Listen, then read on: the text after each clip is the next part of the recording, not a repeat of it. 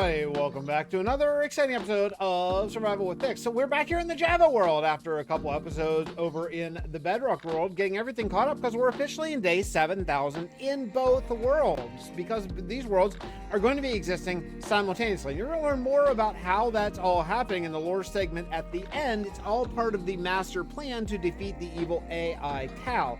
Today, however, in order to make that master plan actually happen, these people need power, and we are going to get our power from glow ink. So to catch you up from last episode, we built this. It's a glow ink farm, which I just needed for survival Minecraft, but then also it separates the glow ink and this byproduct of skulk. Yuck, ew, skulk. And then what these people are doing, they're taking this cart and they are bringing the cart down to here where they are dumping the skulk in here. But unfortunately, a problem developed. And that problem is that the skulk started to calcify, to harden, and unfortunately, they were unable to continue dumping it. So they're using moss. They're trying the pale moss over on this side, and they're using the regular moss coming from here to do experiments to try to figure out how to break down all of this skulk that's being dumped down here as a byproduct. That, by the way, is the shortcut over to the glow ink farm, and this is a little bit of my storage down here. However, we're not working down here today. Now, if you look down there, by the way, there's an ancient city. Oh man, I can't wait to do something with that, because that actually connects to my main storage room in Steelport, and that would be really cool to use, but not today. Today, what we're doing is we're dealing with this area right here, because we're going to be building basically where the good stuff comes, where the glow ink comes, and we're going to be separating that into oil. So that's going to be the idea. So now the yucky byproduct is getting shipped down to the ancient city. Over here, this is going to be where we actually load up into different places to take this into the oil refinery, and then later on into actually like power generation. So first thing we have to do is figure out if it comes out of this tube, how's it going to get to where it needs to get to? So let's start with this tube, and then we'll build a building kind of around it. Yeah, I've been working pretty hard on these the interior of this building, actually, because I need brown dye for the building that I have. So I set up this little pretty manual brown dye farm, and if you just hit the old button, there you go. So just pistons on the bottom, pistons on the top, and tons of brown dye. So yeah, of course you have to replant it, but this is probably enough. I mean, it's probably enough, as much as I'm going to need for quite some time. In fact, actually, probably the next thing I really need to deal with is another wool farm, and I've been thinking about where I want to put that. I don't think that I want to put that in Steelport. I think I'd rather put that in maybe I don't know, like the Fixtopia theme park, maybe like over in the animal section, something like that. Because I do have one wool farm just south of New Hope, and I'd like to have another one for maybe a different colored wool, like maybe, for example, maybe brown. That'd be kind of nice, since I'm right now using quite a bit of it. Oh, you know, I just love this world. I do. I just love it. Like, I love walking around, especially Steelport and the other places too. But Steelport it's just so different than anything I've ever built in Minecraft before. And I just, yeah, I do just love it. So I have basically all of the rooms in my new cocoa bean factory, which is not new, the building, but the actual use for it. And it's just basically chairs and you know, some shrubs and some...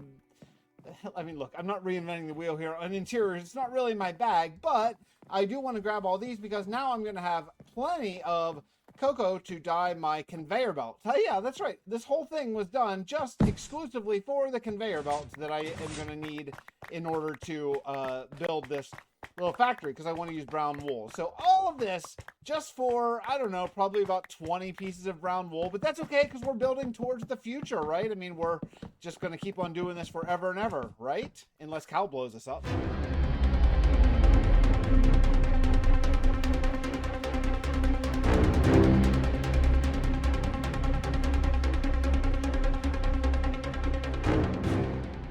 One of the other things I want to do is come over here to the old Fixxiverse theme park, which I have honestly not spent enough time working on. There's so many things I want to work on here, and I want to get honey blocks because, you know, if you've ever seen oil, it's actually, you know, it's not black like you might think, like crude oil is, but like after it's been refined, it's pretty brown, I think. Like my dad was an oil home heating oil like delivery man. So I've seen oil a bunch, and I'm pretty sure that honey blocks, my thinking is anyway, that honey blocks might actually be not terribly far away from it. And look how much honey I have. Oh baby. So we are real. Look, I'm using the Bedrock system. I forgot that we have double click in Java.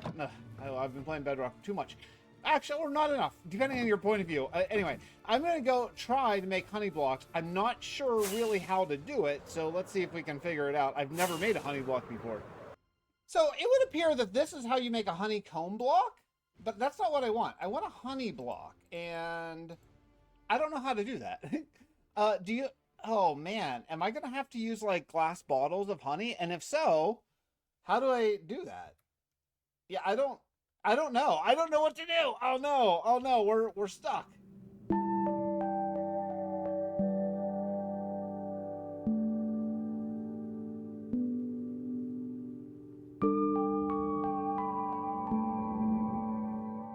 Okay, so maybe I need to come out here to the Titan station in the end and see if I can get some more glass, because I might need glass bottles, and apparently I have no glass at the Fixxiverse theme park. So let's head over here. Oh man, you know what I love about Bedrock? I mean, not only RTX, of course, I love that, but I love, and I mean love that you can cancel the elytra while in flight. That is so freaking nice. Man, I wish they would add that to Java.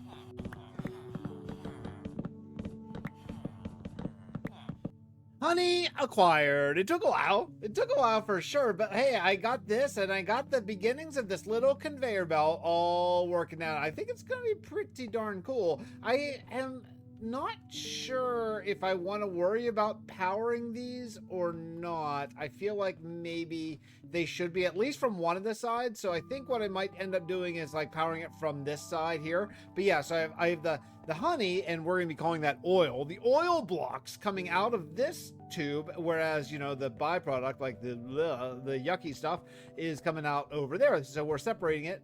And now then it's going to be put here, and it's going to be basically, this is going to be a storage building and also sort of a distribution hub where it's going to take these oil blocks and take them to the upcoming actual refinery, where it's going to turn oil blocks into the liquid that we need to actually make a power plant. So yeah, so we have a lot of sort of internal struggles and things to build, but I think we'll take off this button maybe, and I don't know, maybe we'll just bring this out like this and then down some. I mean, obviously I'll do more building than this, but yeah, something like that. I think that could actually end up powering. I actually can't put anything here because here trucks are, well, I don't know if we're gonna have trucks or not, but vehicles of some sort are going to drive underneath this, so maybe I can't do that. You know what, actually, yeah, that could work. Yeah, I don't know, I'll figure this out.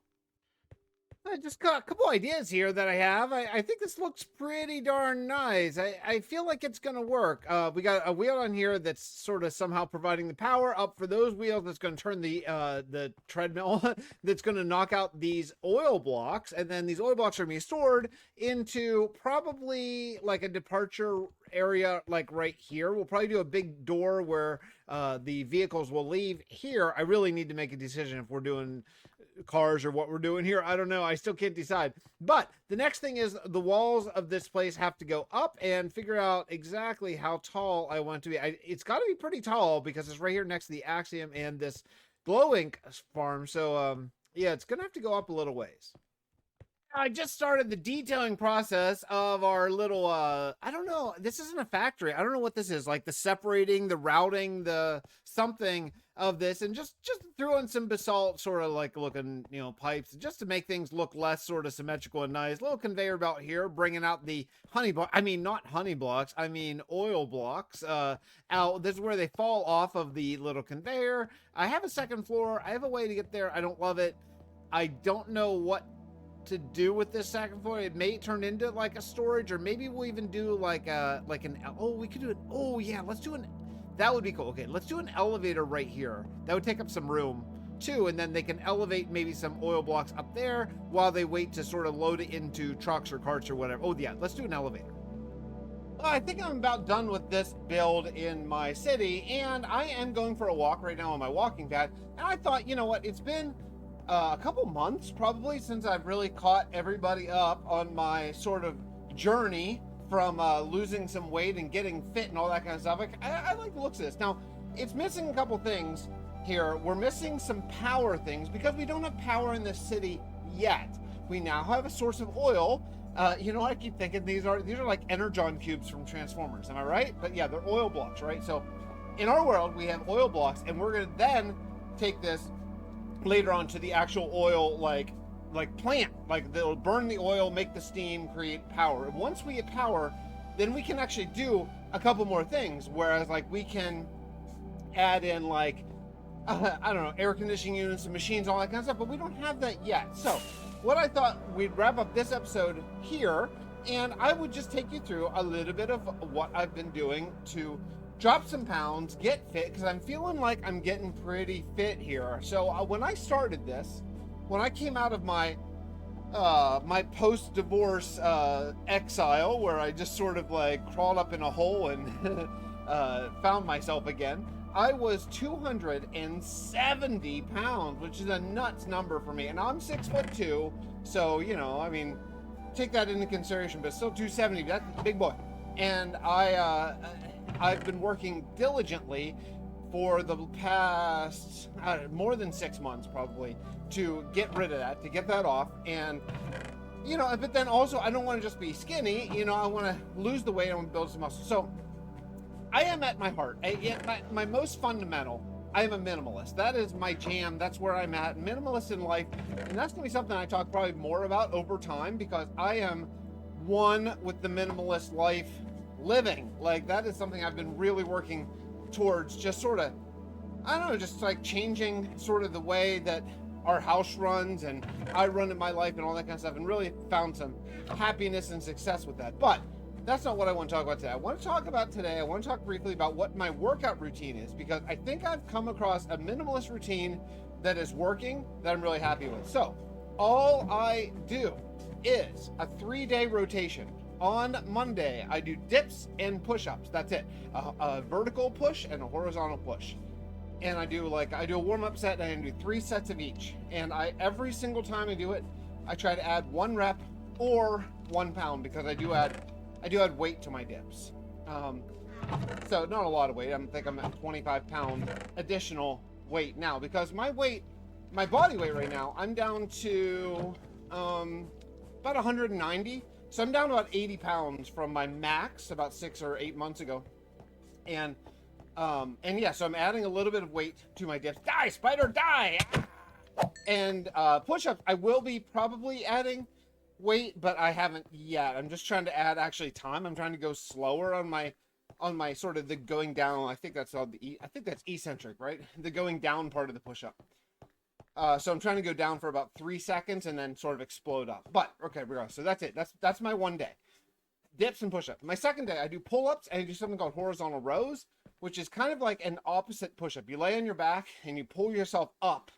So that's my horizontal pull. And then of course, pull-ups are my vertical pull. And right now I'm getting sets of 8, 3 sets of 8 of each. And once I get up to 10, I'll probably add weight to the pull-ups too. But I'm pretty tall. I'm 6'2". Pull-ups are a struggle. They're a struggle for me. And then the last thing I do, my third day, I just do kettlebell swings for sort of my lower body leg hinge movement. And I do 3 sets of decline sit-ups. Which again, I'm not adding weight yet, but once I get up to about 10 or 12, I'll probably start holding a weight to sort of be able to progressively overload that. Yeah, and that's it. So it's just 2 moves a day, 3 sets of each, every day. And I do that every day. I take Sundays off. Sundays, and you know, then the other thing I do to drop some pounds is I walk quite a bit. I walk at least 10,000 steps a day, every day. Mostly on my walking pad, or if the weather's starting to break, so maybe outside a little bit. But that's it. That's all I do. And it's worked. I mean, it's worked great. I'm 80 pounds down now. I have probably I'd like to lose about 10 more, I think, to just really firm up sort of my torso section. But yeah, I feel really good. I feel happy. I feel healthy. That the everyday working out is really beneficial for me, because what it does is, knowing every day that I'm going to do that, I start the day kind of thinking about getting my steps in, getting my workout in, and then the rest of the day, including the nutrition aspect, sort of goes from there. Like, I don't eat a bunch of junk food for breakfast because I know I got a workout coming, and then after my workout, I don't feel like eating much junk food because I just work so freaking hard to get to, you know, to feel better and look better. So yeah, so things are going really well. I feel really good about it, and you know, I just wanted to update you about sort of where I'm at. So this is going to be done for today. The next episode, I'm going to be over in the Bedrock world. And how, you might ask, how does that factor in the lore? Well, stay tuned for the lore section coming up right now.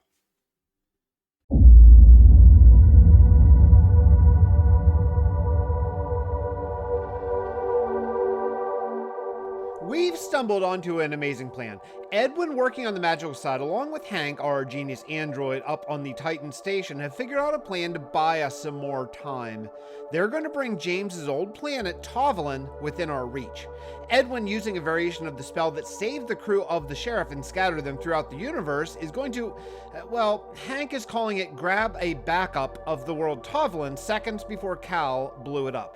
Sadly, all the people of that world are long dead, so we'll only be using a substantial infrastructure that they had in place. But if this works, we'll be able to cross back and forth between planets, both people and materials. Essentially, instead of 3,000 days left before the attack, we've expanded to double that number. Edwin is making final preparations, and we should be ready to cast the spell soon. In other news, here on Fixtopia, we've managed to separate the glow ink oil from the unusable skulk byproduct, and it's become a very usable energy source. We should have basically endless oil thanks to our new factory. Now, we don't have a place to actually create energy yet, but the Frostmire College is working at plans on a serious endgame-sized power plant. I'm beginning to get more and more hopeful in the outcome of this conflict.